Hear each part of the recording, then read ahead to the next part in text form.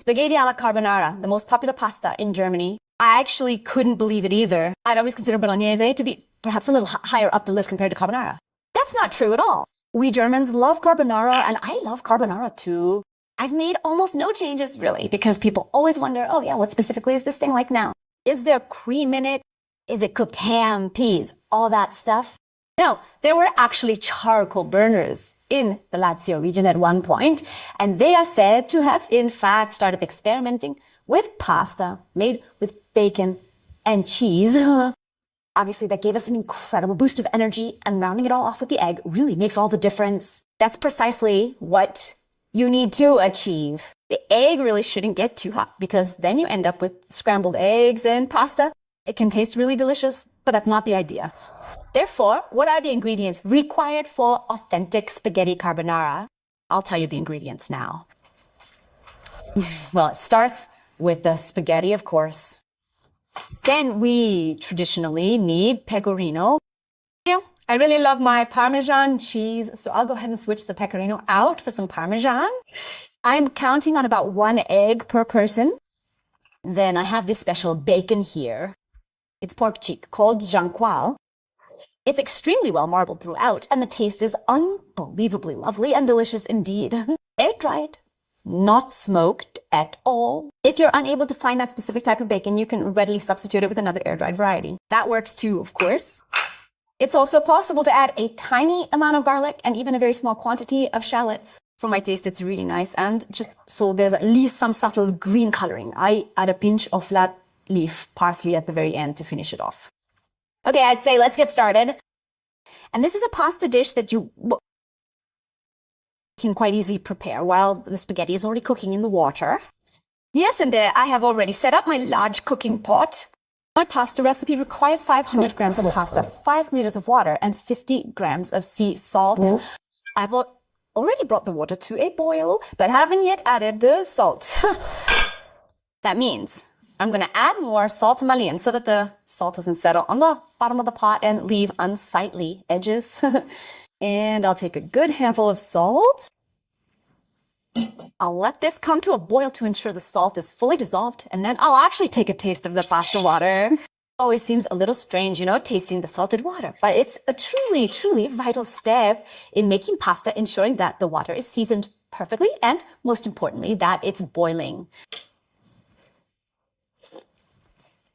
Ah, yes. Nice and salty. No, of course, it should be seasoned generously with salt, but it absolutely shouldn't be over-salted. So everything's done correctly. Now I'll take my spaghetti.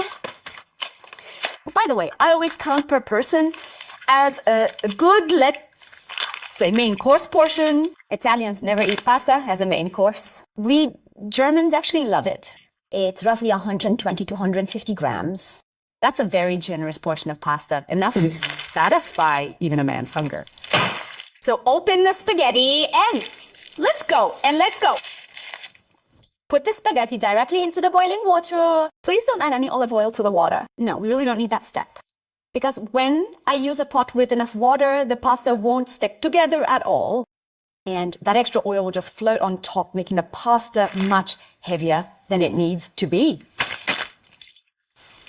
Right, so with my spaghetti now gently simmering away here, it needs about 6 to 8 minutes cooking time, give or take. I'll get started preparing the small number of ingredients required for the carbonara sauce itself. I'll start with our bacon. I'll calculate about 1 slice per person. Cut it into thin strips.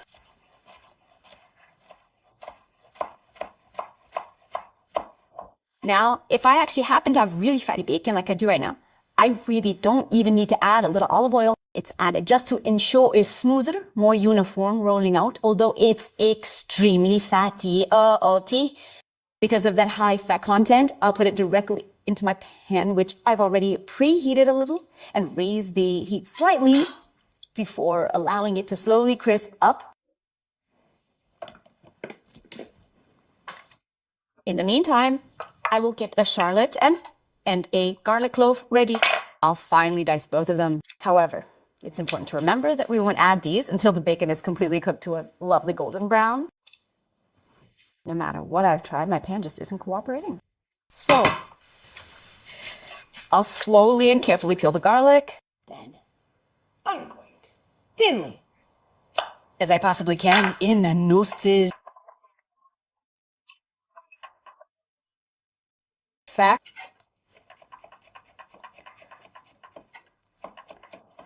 And add it to the pan with the diced shallots at the very end.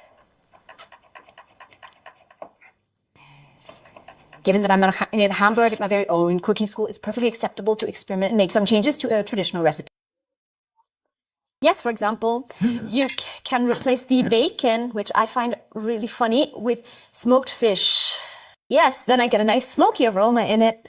This egg mixture works incredibly well with the pasta, and it's incredibly easy to make a quick pasta dish, something a little different from the norm.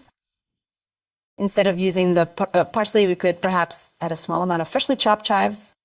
That also goes really well. Right, so now you see it's starting to brown nicely here. And as you can see, it really doesn't need any additional oil. The pork cheek has so much natural fat that is rendering plenty of its own, resulting in a beautifully even and crispy texture. Now my spaghetti has collapsed. That means I can now carefully pull them apart with tweezers or a spatula so that they don't stick together, and let them simmer for a while, say 3 clés. So I've chopped my garlic. Now I'm going to add some bacon, just finely diced.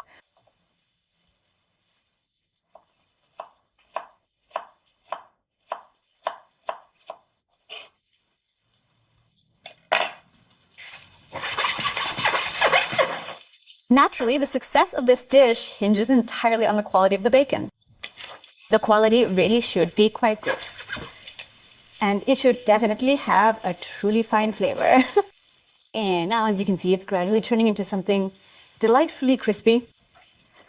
And now I can add my bacon and garlic.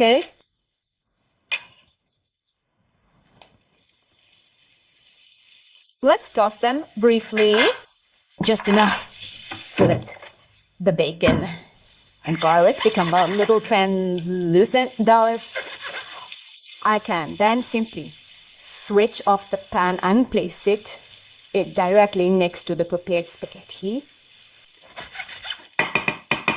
Wonderful. It can be turned off. It just stays here on the stove. I already mentioned that earlier. Of course, it's really, really important that the whole thing doesn't get too hot. That's why I'm going to add the finished spaghetti with the spaghetti claw directly into the bacon mixture, and then an egg beat mixed. I'm counting on about 1 egg per person. I'm gonna beat this up in the bowl now.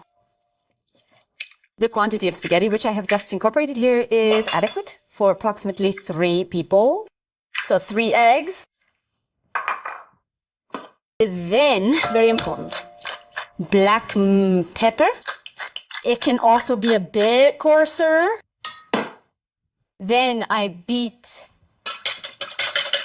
everything together.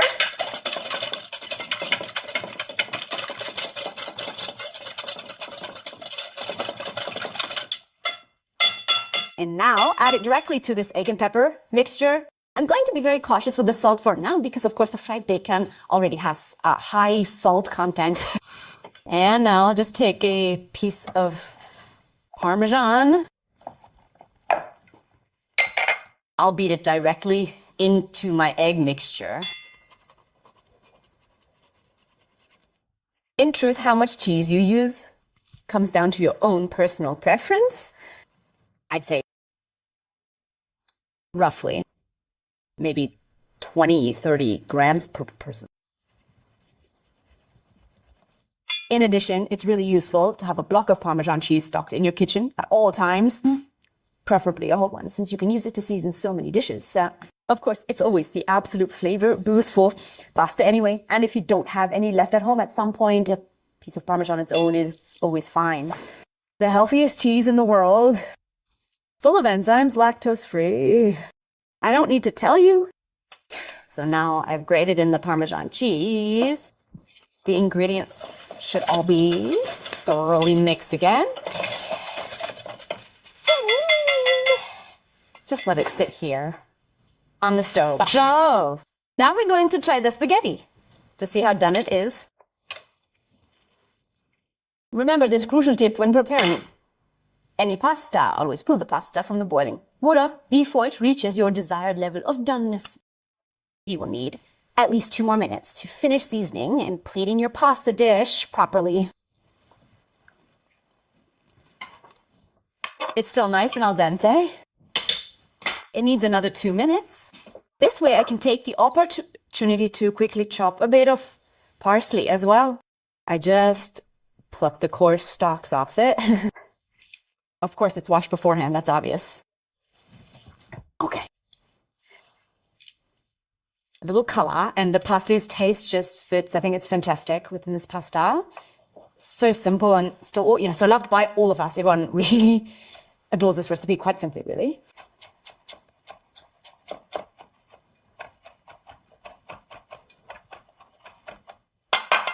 So it doesn't need to be any finer. Now my spaghetti goes straight into this bacon, shallot, and garlic mixture.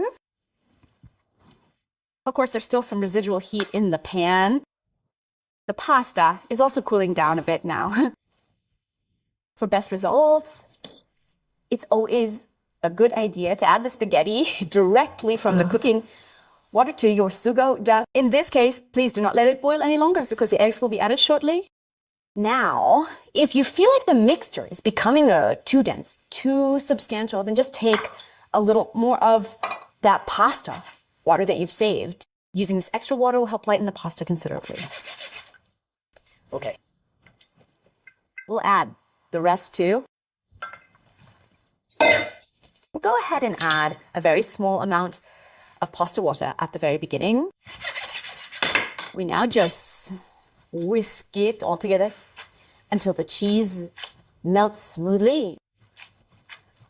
And the mixture acquires a lovely, shiny consistency. Add the pasta water. And now you can see that I really do coat the egg mixture very, very creamy around the pasta. Add a little chopped parsley to the top, then sprinkle on some freshly ground pepper. The most important step, however, is to taste our delicious pasta. So you can see that, right? This really isn't a heavy dish. Instead, the egg, which is set, though just barely, very delicately, is softly enveloped. Our delicious carbonara. Just a very tiny pinch of salt and a very tiny pinch of pepper could be added now. Looks like we can start serving this. Right? Now, if you've tried this recipe and someone dares to claim that pasta doesn't lead to happiness, well, then you've definitely done something wrong in the preparation. Enjoy!